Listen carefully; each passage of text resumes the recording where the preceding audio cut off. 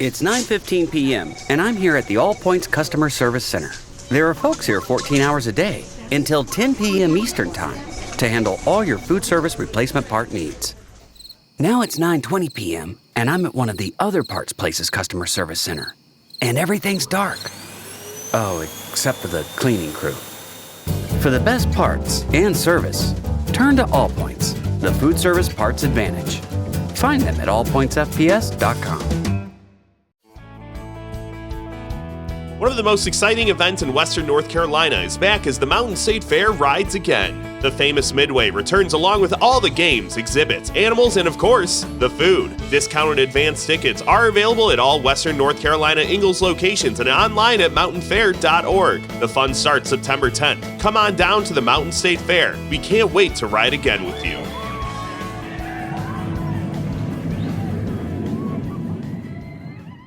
Welcome to Pretty Lies and Alibis. Join us as we seek the truth and travel the long road to justice.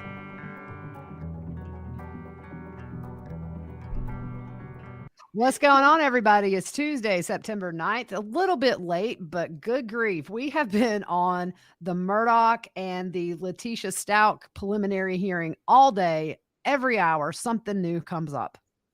Yeah, you tweeted some of that out, right? Yeah, a lot of it out. It has you been a tweeter, you little Twitter.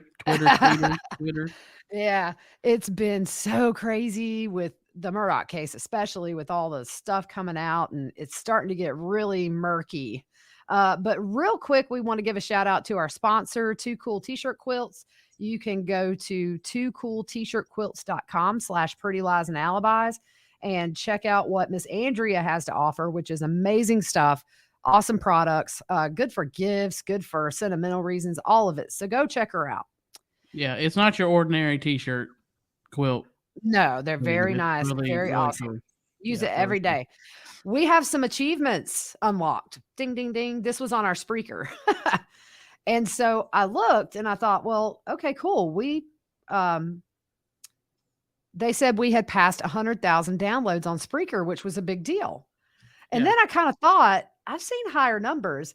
That was sent to us months ago. And so now on Spreaker, we have had 402,409 downloads of this podcast just on their app. That's not including Apple and all that. It just blew us away. That is crazy. And and what do you think about that? It's just because we started in this tiny little closet and we talked about that last time. Yep. We started in the little closet and it was rough. It was, I'd never done it, so yeah, you did good though. Yeah. But it was fun. I mean, yeah, we just kind of jumped in. We kind of just jumped off a diving board without a life jacket or not being able to swim and fail me not. Learn to swim as we have went down this crazy case, whatever. Yeah. And also we just found out that we have surpassed over 5,000 subscribers on YouTube, which is huge. Oh yeah. Yeah. That's really cool. And we promised the YouTubers once our faces are not as swollen from this COVID junk, we will start back to doing video.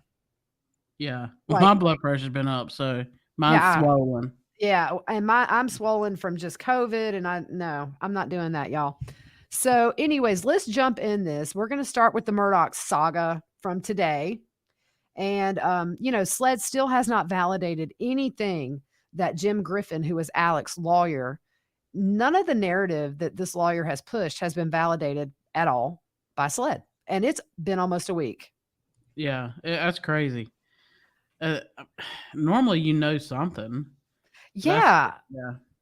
I mean, if you look, there was never any suspect description given out for the double murder. And then to me, it speaks volumes when you have a person on the side of the road changing a tire, somebody whips around, asks if they're having car trouble and shoots at them and drives off, that you would not see that as a threat to the community and want to get a description out as quickly as possible. So to me, the fact they have not speaks volumes about where this is going. Yeah, and I think today I saw where there was a video. I don't know if you saw this. It was on Today's Show this morning. They covered it. There was a video somewhere near where he was but police went in and got it before anybody saw it, or it could be released or leaked anywhere. Really? What did they find? NBC reported. They haven't said anything else. They just said they got the video before anybody else could see anything. Wow. I have to go back and find that. But we know they Yeah. found the knife there, from what we understand. They found the knife, and it belongs to Alex, which would explain how his tire got slit. I mean, don't he know that stuff matches? I know, right? You got sets in your house. Like it matches. Clearly he does not watch Forensic Files. No. No. He's probably never had to, because he's always gotten out of everything. Yeah. So Alec's lawyer, Jim Griffin, said that he wanted to make clear that Alec did not self-inflict this wound. Okay, I believe it. I mean, right, yeah. So, but if you think back, the only thing SLED has really said about this case is that it was a superficial head wound that he had sustained in whatever happened on the side of that road. But what did his lawyer say today about the extent of his injuries? So he said he had an entry and exit wound, a skull fracture, minor brain bleeding in 2 places. He says he was told of the injuries by a family member of Alex. Okay, here's my question. Way back in the day, I worked the medical field for a few years. I got to work down in the ER and all over the hospital, really. And I find it really odd that 2 days later, that a hospital would release a person with an entry and an exit wound, a skull fracture, and minor brain bleeding in 2 places. Yeah. That seems like a big liability. Okay, here's my other question. Why is the lawyer not talking to Alex? Why is the family member telling him? Yeah, exactly. That kind of makes me wonder, but he's really seemingly pushing this narrative that the more he goes, the more unbelievable it is if it wasn't from the last statement. And I mean, he's breaking the cardinal rule of lawyers, keep your mouth shut. Yeah. Well, go ahead. I mean, didn't this contradict what the report said? The report said a superficial head wound. Yeah. Yeah. I mean, wasn't there something with and they're saying there may be an error in the report or whatever? Oh, okay. So what it is Hampton County Police issued their incident report today about last Saturday. And the box that they check for either visible injuries or major injuries or no injuries, it was checked that there were no visible injuries. So everybody got really hyped up about that, saying, well, if he had no injuries, why was he life flighted out of there? Yeah, we discussed that. Right. So it doesn't make sense. Expensive, and it puts other people in harm's way if they need it. Right. And he didn't. Yeah. Yeah, you're taking a resource that somebody who really is critical might not have, and that could be a big difference there. It gets a little bit crazier on down, but we'll stay on topic where we're at. But he said that Alec noticed an alert in his car that he said had low tire pressure. So apparently he gets out to go check it. And it should be noted that the car he was driving was Maggie's old car before she died or was killed. So he pulled over and got out of his car. And what went from there? A blue truck with a man driving passed by and then turned around in the parking lot of the church, drove back to where Alec was, rolled the window down, and asked if he was having car trouble. Yep. So originally I read that it was a white truck with 2 suspects. So now they're saying it was a blue truck, and his lawyer didn't mention a second suspect. So you see how this is all just nobody believes it. Yeah, it depends on what day, what's being said. Oh no, it was tomorrow to be a red truck. Right, yeah. And turned around in a QT gas station. Yeah. So Alex said he didn't know if he could change the tire or if he had the equipment to. And then according to Alec, that's when he was shot. Yeah. So, and here's the thing, other than saying it was a male, his lawyer had no other description of the alleged shooter. That's because there wasn't one. No, I'm just right. Yeah. That's just it depends on the day. It changes every day. Just when you think they can't get say anything different, like crazy. Yep. So Alec gave details to okay, so with us doing this remotely, that sometimes there can be a little delay, and we're still working on how to figure out reading when that's going to happen. Sorry. You go ahead with this, Yep. Fruit Loop. It just drugged just a little bit. Oh, I know. So Alec gave details to a SLED sketch artist. SLED has not released that sketch. I'm sorry, y'all. Yeah, no. I'm not laughing, but no, but because they were not happy with it and needs to meet with Alec to get further details. I just see it being like a stick Snoopy figure, or it's like a stick figure. This is what it looks like. Yeah. Yeah. Well, they say that he's looks like your father. Oh, okay. Well, it looks like me. So his lawyer said that he plans to meet with SLED after the first phase of his detox. I do know sometimes when you go in detox, you can't have any contact with anybody for so many days or weeks or whatever. Yeah, and I've read conflicting reports on whether law enforcement can come in and get you. I've read some people say yes, some say they can't. So I don't know. But here's the other thing that just blew everybody's mind. His lawyer says a good Samaritan pulled over and took Alex somewhere where they met up with EMS, who then called a medevac. Here's my question. Did EMS see the good Samaritan, or did he make him tuck and roll out of the car? And did SLED interview these good Samaritans? That's my. Yeah. I mean, that's a big, important deal. Yeah, exactly. You would think that SLED would. Go ahead. No, you. No. He'll meet. He's doing the military crawl over to get in the car, like when somebody picked him up. Yeah. It's crazy. Yeah. But I do know this. I used to serve papers at a drug rehab facility, and they would not let us in the building. And I worked for the sheriff's office, so they wouldn't let us in the building. Yeah. To serve. We had to serve papers outside. Oh. So the resident could walk out and get served, but we couldn't go in the building. Gotcha. So I don't know if that. Yeah. I'm not sure how it goes. I mean, on one hand, he's in rehab. It's giving SLED time to solidify everything, to really look in and see what smells funny, which is probably everything. So, I mean, they know where he is. He's not going anywhere. He's not going to skip the country. No. So, and here's the other thing that I think is really weird to think about. That's suspicious. Is Hampton County's statement. They say deputies were sent at 1:55 to the call.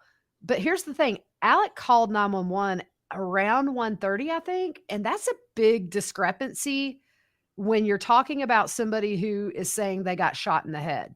To not send authorities out there for 25 minutes or more? Yeah. No, I mean, it's crazy. It's not like you're calling about your neighbor having a loud party. This is somebody who says they've been shot in the head. I just think that stinks. I don't get it. Yeah, normally shots fired. That's a little bit different. Usually they send the cavalry.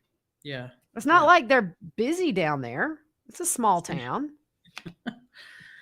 So anyways, and the last thing on him that we've heard today is that he says he will pay back the missing millions to the law firm. And I just wonder, as a lawyer, he should know you could probably pay it back, but you're still going to get some criminal charges out of this. Yeah. Oops, here you go. I was just borrowing it. My bad. He's got it in his gym bag. I was going to buy you something really nice. No, now you're not getting nothing. I can't wait for all this forensic accounting stuff to come out. I want to see where that money was going. Yeah. It's going to be good. All right, let's jump over to Letecia's preliminary hearing, which was today. Crazy stuff. It was supposed to have been 2 days. They went through and finished today. Now, Letecia did not want to appear. So at first, y'all remember she's representing herself, right? Still. No, she's got lawyer now. Oh, that's right. I forgot. Remember, she decided this is not a good idea. Yeah, she said, I want to represent myself, and then went back. That's right. Yeah. Yeah, and then she pitched a bunch of fits because she didn't have access to this or that because she's a criminal and she has restrictions on her. Yeah. I couldn't get in the library. Yeah. So here's the thing, the judge got really frustrated, and he said with her refusing to be in the courtroom, it could be grounds to just advance this to trial because she essentially waived her right to a preliminary hearing. Ultimately, he decided, okay, we'll do it without her. She said she trusts her counsel and she left. Now, this was not televised. So I followed Spencer Wilson on Twitter to get all of this information. He did a great job today. If you want to follow him, it's at Spencer_W News. Yeah, he did from the get-go. He's been tweeting and all that stuff. Right. Yeah. So let's run down what they said today. So Gannon was reported missing on January 27th, 2020. It was moved to a homicide investigation on February 3rd. So the first witness they called was Jason Yoder. He's a sergeant of Major Crimes Unit, Santa Rosa Sheriff's Office. He received a call from bridge workers who discovered the suitcase with Gannon's body in it. Yeah. Can you imagine coming up on that? So the workers emptied the suitcase before authorities got there, and they found the body wrapped in blankets and recognized it to be a small child. They thought maybe between the ages of 9 and 14, I think. He was wrapped in blankets, and there was a pillow in there, and you find out later in the hearing do you remember she posted the picture of him in the bed sleeping, and there was a lot of debate about whether he was dead or alive. It was the same covers and pillow that was seen that morning in bed with him that was found inside the suitcase with him. That's crazy. That's crazy. And some people say, well, why'd they open it and why'd the workers open it and stuff? That's normal. Like when you find something like that, you don't know what's in it. So right. It'd be normal to open it. Yep. So the medical team came and removed the body. They checked local and statewide missing persons records and found nothing. Yoder was notified of a flyer of a missing child from Colorado, and that was Gannon. Yep. And so what they found was his body was severely decomposed and he was in a fetal position. They could see injuries on him when they took the blankets off. He had visible injuries. And what were some of those? So he had fractured skull, gunshot wound to the jaw, sharp injuries to the chest and the back, and cuts on his arms and hands. They said that the cuts to the arms and hands were defensive injuries. Oh, yeah. And we probably should have put a trigger warning before we started this, but this is true crime and it's never pretty. So they found projectiles in the pillows and the blankets that were in the suitcase with his body. And just by looking at him and comparing it to that missing child poster from Colorado, they pretty much knew it was Gannon. They said the gap in his teeth kind of gave it away. And in the courtroom, they showed a close-up photo of Gannon's hairline that was kind of peeking out of the blankets. Al was in court today, and his mom was as well. And at times, they put their heads down and just couldn't look, obviously. Yeah. We saw that with Larry and Kay at different times when they were hearing some of the stuff and all in the courtroom. So on cross-exam, the defense asked about how deep the defensive wounds were and asked if they were fatal. He had a total of 18 stab wounds, which included the defensive wounds. Yoder says not fatal, but a contributing factor. Yeah, so they recovered 1 bullet from inside Gannon's body and 2 from inside the pillow. And they pretty much believe the gunshot to the jaw was what killed him. And the prosecutor asked if the skull fractures could have been caused by dragging the suitcase and going over the bridge. And he just said the medical examiner didn't say. So it seems like that gunshot to the jaw would be what killed him. Yeah. Yeah. I mean, I'm sure they can tell that. And it's weird they didn't have that information, but they did not see muzzle burns on his skin, so it's assumed that he was shot more than 18 inches away. On redirect, the prosecution asked if they could tell whether the gunshot to the jaw or the blow to the head was a cause of death, and they could not. That's right. That's right. They couldn't determine if that, but the gunshot to the jaw itself, they did say obviously was fatal. Yeah, it was a fatal. But he was there like he'd been missing a month, right?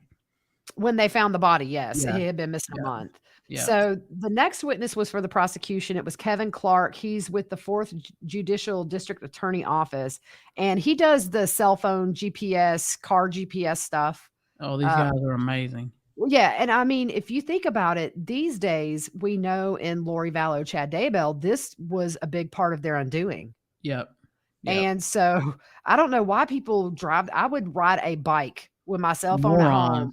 I'd be taking a I'd ride a skateboard. Yeah, exactly. Take my scooter. Yeah. So the day after Gannon was reported missing, the car, a Volkswagen Taiwan, is pinged going to the airport to pick up Gannon's dad, Al, and then going back home. If you remember, he was out of town. He went out of town 2 days before Gannon went missing and came home the day after. Yep. So once the car was parked at Colorado Springs Airport, Letecia is seen going into Avis rental cars. That same morning, she had searched for cheap rental cars and rented a Kia Rio for $36 a day. Yep. And she picks Al up in the Rio and drives home. And that same day, between 7 o'clock and 7:27 p.m., she goes back to the airport and picks up a Volkswagen. Yeah, I remember that. That's still crazy why you rent that car. Yeah. The car goes from the airport to the Falcon area. She stops in a parking lot for 30 minutes. Law enforcement later searched the area. Cell phone and car data verify this. She texts her daughter, Harley, and searches the web. Her phone is then put in airplane mode. Yeah, when that phone goes in airplane mode and you're suspected of killing somebody, that's never a good sign. No. Yeah. No, here's my question too. You think, all right, we know what happened to Gannon and who did it, but for the sake of appearance, you would think she would want to stay home with Al while this is going on, but then we know she has a body in the car. Yeah. Yeah. I mean, it's believed that the suitcase was in the car when the officer looked in the trunk. Yeah. Yeah, it was backed in the carport or something, I remember. Yeah, so she tracks all over a neighborhood for 15 minutes, and detectives think that she was just looking for anywhere to drop Gannon's body. Yeah. Yep. So the phone is in airplane mode, 2 hours? Yep. It reconnects, and she is at the Hilton Inn, and also her phone connects to a Starbucks Wi-Fi for an hour. So during that time, they were able to prove she talked to her daughter Harley while at that Starbucks. And they don't say what the messages were during that time. It seems to be text messaging. She was texting back and forth.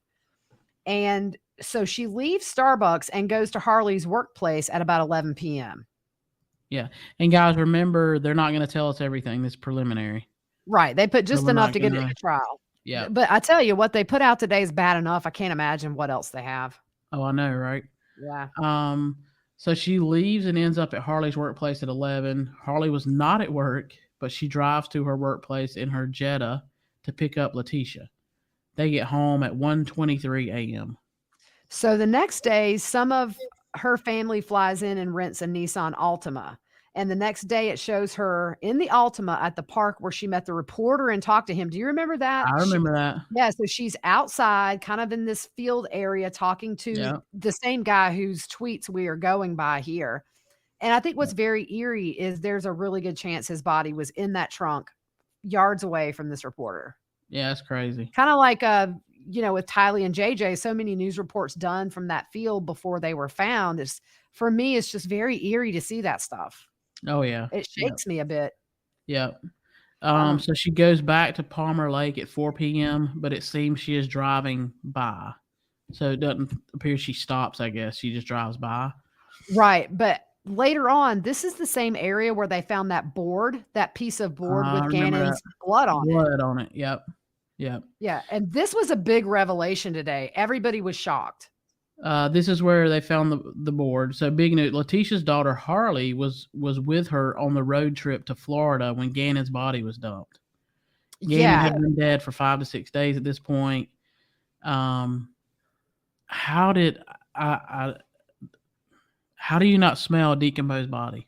They're in that car for 24 plus hours. I mean, this is coming from Colorado to South Carolina. It's a very, very long drive. Yeah. I don't know how you don't smell a dead body in the trunk that, he's been dead for days.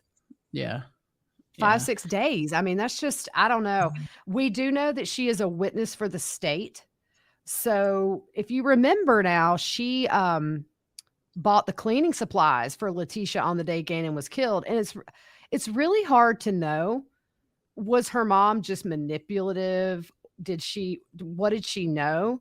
But I think the thing to take away here is she's a witness for the prosecution. So they feel like she's beneficial to them to solidify a conviction for Letecia. And we'll just leave it at that. I'm not going to speculate over what we don't know. Yeah. So on February 4th, 2020, Letecia and Harley get to Pensacola and check into Candlewood Suites. That reservation was made on February 3rd for a February 4th check-in. The map they were showing is the place where his body was dumped at 4:15 a.m. It was 3 miles away. I didn't put that in there, but the location where he was dumped to the hotel was 3 miles. I gotcha. So, and they left Florida and came to South Carolina. She was arrested in Myrtle Beach. Yes, she was. Were we down there when she was arrested? It was close. We were either down there or had been and just got home. Yeah. Because the next time we go down, I really want to stop and see his grave. It's on our way. Yeah. So the next witness is Sergeant Patrick Yunkin. I think so. Yunkin, patrol supervisor. He was third on the scene when Gannon was reported missing. If you remember, runaways are considered non-emergency priority levels, and there were other calls during this time. Because remember, she said he was at a friend's house. Yeah, and he had taken his Nintendo Switch. He was going to play Sonic, and that he had a tummy ache. Yep. His body cam footage from inside the house is shown in court. She says she doesn't know if he took his bike unless he did earlier. Letecia said he would have his Nintendo Switch. Remember, she even Googled, can your location be found? Like, what is it by? Can location be found on Nintendo Switch or something? Very clear planning. But so the sergeant, he looked in closets and rooms, and someone in the background said Gannon said his stomach hurt and he was going to a friend's house to play video games. And you hear Letecia say something about the carpet in the basement. But if you remember, her story was that he spilled candle wax on that carpet. And there's that recording where she's essentially trying to scare him and say, we're going to get evicted. We're going to be in big trouble. And that's the recording where remember we listened to it. It almost sounded like Gannon says, I'm bleeding. Yeah. Just eerie stuff. Yeah.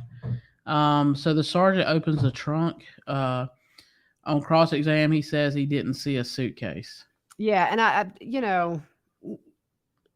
think it was dark in there. He had a flashlight. I don't know, but the suitcase was not seen at that time. In the body cam footage, the sergeant is seen going into Gannon's room. He leaves, but Letecia brings him back in the room to talk about a box cutter. She says Gannon dropped a candle last night and she covered it up with the carpet. She pulls the carpet back to show the wax on the carpet. And I think they're kind of talking to Letecia about communicating with friends' parents. And she said Al is the one who talks to all the friends' parents, and he's the one that pretty much says yes or no whether or not Gannon can hang out. There was something about a picture of Gannon taken by what the witness says was some woman online. And then she said Letecia mentioned some odd text that about bath salts. And I didn't got it, right? Yeah, I think so. Yeah. So at this point, deputies finish up and leave the house, and the video ends. So on the stand, the sergeant says he didn't see any evidence of violence or blood in Gannon's room. When he came back 2 days later, there was a red, dry liquid substance from the basement to the garage. At the time, he didn't know what it was. So the next witness is Lieutenant John Sarkisson. I think I said that right. If not, sorry. Sorry, John. He kind of ran the command for the search for Gannon, and he was told there was data from the car showing Letecia in Douglas County, and he thought that was very odd that she would be in such a remote area. So this is where they get to the plywood that they found with his blood on it.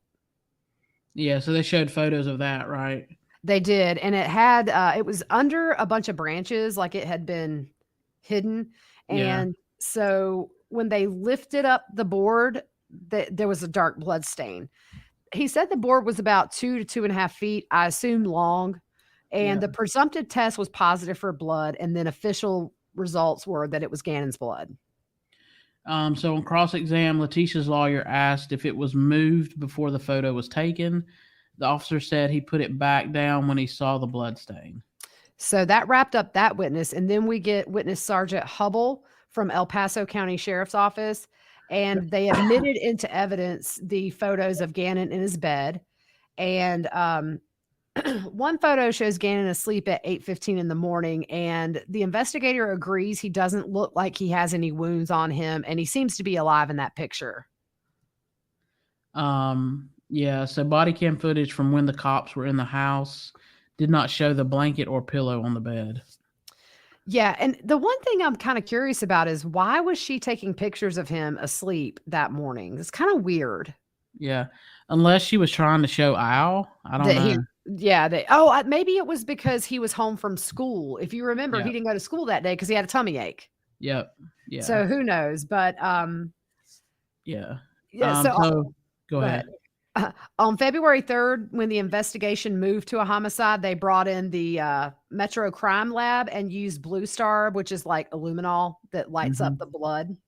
Yeah. And they show a picture with blood spatter, and there's an area where a stain went through the carpet all the way down to the subflooring. So that had to have been a lot of blood. Oh, yeah. Yeah. They showed a photo of the mattress, and a close-up on the corner showed a large blood stain that was later confirmed to be Gannon's. They found blood pretty much every room from Gannon's to the garage. Yeah, and the one thing that they said, they called it a full trail of blood. It was just solid when it was illuminated, almost like she drug him through the house. Yeah. So if he has a head wound, she's pulling him by the feet. That would account for that being a solid line from point A to point B. Yeah. So Nike shoes taken show blood on the bottom. Yeah, and the DNA showed it was Letecia's DNA on the inside, and Gannon's blood was on the bottom. So they recovered a 9mm Smith & Wesson gun from the master bedroom. Her DNA was on the back strap and trigger. Yes, and on cross-exam, the defense says there were also 2 DNA profiles on there that were male. One was Al's, but that they weren't suspicious of that. He was gone. And the other one, they never did say whose it was. And the defense asked if there was any worry about contaminating the crime scene. And Hubble said he touched the bloodstain on the carpet with an ungloved hand, but he documented this in his report just in case any DNA was left that came back to him. Gotcha. So let's get to this last witness. It was FBI Special Agent Andrew Cohen. He testified that he found no evidence Al was involved in Gannon's death in any capacity. He was out of town 2 days before and came back the day after Gannon was murdered. Yep. And they also confirmed that Gannon's little sister was at school and Harley was at work. So it was only Letecia and Gannon at home. And he said that Letecia had lied to law enforcement before and fabricated things. If you remember, there was that story about the Hispanic man that was beating and raping her. And it was just such a bad story, and it made no sense. And he pointed out that there was no reports of any kind of abuse before the murders. And Harley was on the witness list, but they did not call her. And I assume with what they put out there today, her goose is so cooked. Yeah. They didn't need her to testify today. You're going to save that stuff for trial. She's probably going to tell you what happened with Letecia afterwards. Yeah. Yeah. I totally agree. Crazy stuff. There's not going to be anything tomorrow. They did wrap up today. They got Letecia back on camera. And so I believe September 26th is when the judge will rule, maybe the 23rd or 26th. I'm sorry, my brain's fried tonight. So we'll know then, but they kept her at no bond. And she waived her appearance, which was supposed to happen tomorrow, for her escape attempt. That was when she tried to bust out of the car coming back from South Carolina. Yeah, there you go. So, but she attacked an officer during that and everything. Is I mean, she lost her mind. Yeah. So we just wanted to come on tonight, update about all this stuff between the two. And we will try to, I think we decided maybe Saturday would be a good day to do another one. Yep. We'll get something together for Saturday. I mean, at this rate, we'll have a whole episode if Murdaugh news keeps coming out the way it's been coming out since last Saturday. It's been nonstop. I know, right? Nonstop. Yeah. So we appreciate you guys, and we will talk to you soon.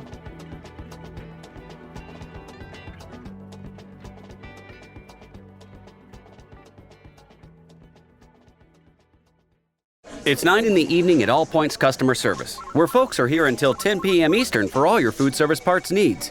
If you try reaching other parts places at this hour, you'll probably only get the cleaning crew. For the best service, turn to All Points, allpointsfps.com. You don't want to pay more than you have to. At Echo Park Greenville, we echo that. Our vehicles are always the lowest price, up to $3,000 less than our competition. Find your next vehicle today at echopark.com. Echo Park Automotive. Lower prices, higher quality, better experience.